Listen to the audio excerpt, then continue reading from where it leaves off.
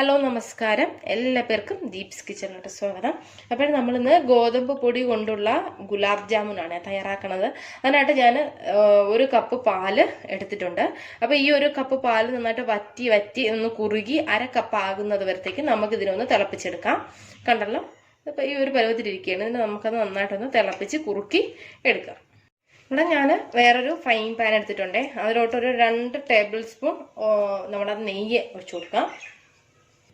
ഇതിലോട്ട് നമുക്ക് 1 കപ്പ് ഗോതമ്പ് മാവ് ഇട്ട് കൊടുക്കാം. എന്നിട്ട് ഇതിന് 5 മിനിറ്റ് ഈ നെയ്യിലിട്ടിട്ടൊന്ന് വറുത്തെടുക്കാം. അപ്പോൾ ഈ ഗോതമ്പ് മാവിൻ്റെ ആ ഒരു പച്ച മണമെല്ലാം മാറി നല്ലൊരു മണം വന്ന് തുടങ്ങും. നെയ്യുമായിട്ടൊന്ന് ചേർക്കുമ്പോഴത്തേക്ക് ഒരു 5 മിനിറ്റ് നിങ്ങൾ അങ്ങനെ ചെയ്യുക. അതൊന്ന് ഡ്രൈ ആയിട്ട് നമുക്ക് കിട്ടണം. അതൊരു ക്രിസ്പി ടൈപ്പിൽ നമുക്കിത് കിട്ടണം. ഒരു കറക്റ്റ് ഒരു 5 മിനിറ്റത്തെ ഒരു ഇത് കൊണ്ട് നിങ്ങൾക്ക് റെഡി ആവുമേ. മാവ് മീഡിയം ഫ്ലെയിമിൽ വെച്ചിട്ട് ഒരു 5 മിനിറ്റ്. അപ്പോൾ ഒരു നല്ല കറക്റ്റ് ഒരു 5 മിനിറ്റ് കഴിഞ്ഞിട്ടുണ്ട്. മാവ് നല്ല അടിപൊളിയായിട്ട് വന്നിട്ടുണ്ട്. ഇനി നമുക്ക് ഈ മാവിനെ ഒരു ബൗളിലോട്ട് മാറ്റാമേ. അപ്പം നമ്മുടെ പാല് അതാ ഒരു 1/2 കപ്പായിട്ടുണ്ട്.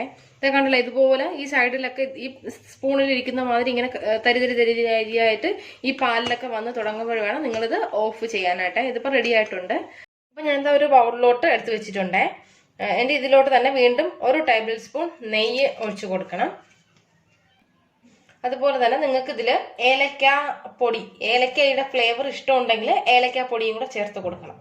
ഓക്കെ, എന്നിട്ട് നമ്മൾ നേരത്തെ ആ കുറുക്കി എടുത്ത് വെച്ചിട്ട് ആ ഒരു പാലില്ലേ, അതിന് നമുക്ക് കുറേശ്ശായിട്ട് ഒഴിച്ചു കൊടുത്തിട്ട് ആ ഒരു ഇളം ചൂടോടുകൂടി തന്നെ ഒഴിക്കണേ ഇത്. എന്നിട്ട് നന്നായിട്ട് ഇതിനൊന്ന് നമുക്ക് മിക്സ് ചെയ്തെടുക്കാം.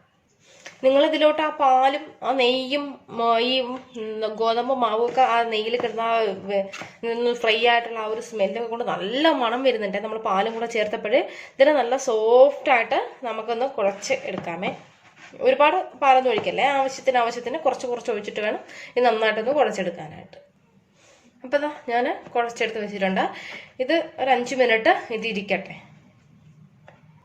നിങ്ങളിത് കുഴയ്ക്കുമ്പോഴേ നിങ്ങൾക്ക് വേണമെങ്കിൽ കുറച്ച് ബേക്കിംഗ് സോഡ അല്ലെങ്കിൽ ബേക്കിംഗ് പൗഡർ ഒരു 1/2 ടീസ്പൂൺ ചേർത്തിട്ട് നിങ്ങൾക്കിത് മിക്സ് ചെയ്തെടുക്കാവുന്നതാണ്. ചെയ്തില്ലെങ്കിൽ കുഴപ്പമൊന്നുമില്ല, ഇഷ്ടമുണ്ടെങ്കിൽ ചെയ്തെടുക്കുക. ഇവിടെ ഞാൻ വേറൊരു ഫ്രൈങ് പാൻ എടുത്തിട്ടുണ്ട്. അതിലോട്ട് 1 കപ്പ് പഞ്ചസാര, 1/2 കപ്പ് വെള്ളം. ഇതിന് നന്നായിട്ട് ഒന്ന് ഇളക്കി ഒന്ന് അലിയിച്ചെടുക്കുക. നമുക്കിത് 1 നൂൽ പരുവമാണ് വേണ്ടത്. എന്നിട്ട് നമുക്ക് ഇതുപോലെ കുറച്ച് മാവ് എടുക്കുക. എന്നിട്ട് കയ്യിൽ വെച്ചിട്ട് ഒന്ന് ജസ്റ്റ് ഒന്ന് റോൾ ചെയ്ത് കൊടുത്തിട്ട്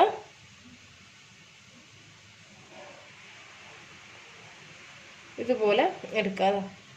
ഇതുപോലെ ആക്കി വെച്ചിരിക്കുന്നുണ്ട്. ഇതുപോലെ തന്നെ നമുക്ക് ബാക്കിയെല്ലാം ചെയ്തെടുക്കാം. നിങ്ങൾക്ക് ഇഷ്ടമുള്ള ഷേപ്പ് നിങ്ങൾക്ക് കൊടുക്കാം. പക്ഷേ ഈ ഒരു ഷേപ്പ് ആകുമ്പോൾ കുറച്ച് കാണാനും ഒരു വെറൈറ്റി ആയിരിക്കും. അതുകൊണ്ട് ഞാൻ പിന്നെ ഈ ഒരു ഷേപ്പ് എടുത്ത് തന്നേ ഉള്ളൂ. 2 ഭാഗവും ഇതുപോലെ തട്ടി കൊടുത്തതിന് ശേഷം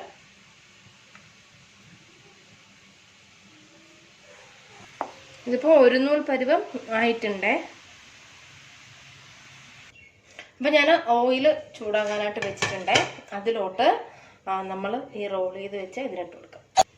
നല്ല ഗോൾഡൻ കളർ ആകുന്നത് വരെ മീഡിയം ഫ്ലെയിമിലിട്ടിട്ട് ഫ്രൈ ചെയ്തിരിക്കണേ. അപ്പോഴേ അകമെല്ലാം നല്ല വെന്ത് നല്ല പെർഫെക്റ്റ് ആയിട്ട് കിട്ടുള്ളൂ.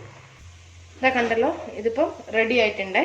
ഇനി നമുക്കിതിന് നമ്മൾ തയ്യാറാക്കിയ ആ ഷുഗർ സിറപ്പിലോട്ട് ഇട്ട് കൊടുക്കാം. ഷുഗർ സിറപ്പിൽ ഇത് ഇട്ട് കൊടുത്തിട്ട് ഒരു 1/2 മണിക്കൂർ ഇതിൽ തന്നെ ഇട്ടിരിക്കണേ. അപ്പോഴേ ഇതെല്ലാം നല്ല പിടിച്ച് അടിപൊളിയായിട്ട് കിട്ടുള്ളൂ. നമുക്ക് ഇതിനുള്ളിലൊക്കെ ഈ ഒരു ഷുഗറിൻ്റെ ആ ഒരു ഇറങ്ങണ്ടേ. അതുകൊണ്ട് ഒരു 1/2 മണിക്കൂർ സമയം നിങ്ങൾ ഇതിൽ തന്നെ ഇട്ടിരിക്കണം.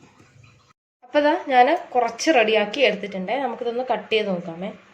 കണ്ടല്ലോ, നല്ല സോഫ്റ്റായിട്ടാണ് അതിരിക്കുന്നത്. കണ്ടല്ലോ. അപ്പോൾ ട്രൈ ചെയ്ത് നോക്കുക. നോക്കിയിട്ട് അഭിപ്രായം പറയുക. വീഡിയോ ഇഷ്ടമായാൽ ചാനൽ സബ്സ്ക്രൈബ് ചെയ്യാൻ മറക്കരുതേ. അപ്പം നമുക്ക് ഇതിൻ്റെ ഉള്ളിലെല്ലാം അത്രയും ജ്യൂസി ആയിട്ടാണ് ഇരിക്കുന്നത്. അപ്പോൾ ട്രൈ ചെയ്ത് നോക്കുക. നോക്കിയിട്ട് നിങ്ങളുടെ അഭിപ്രായം പറയുക.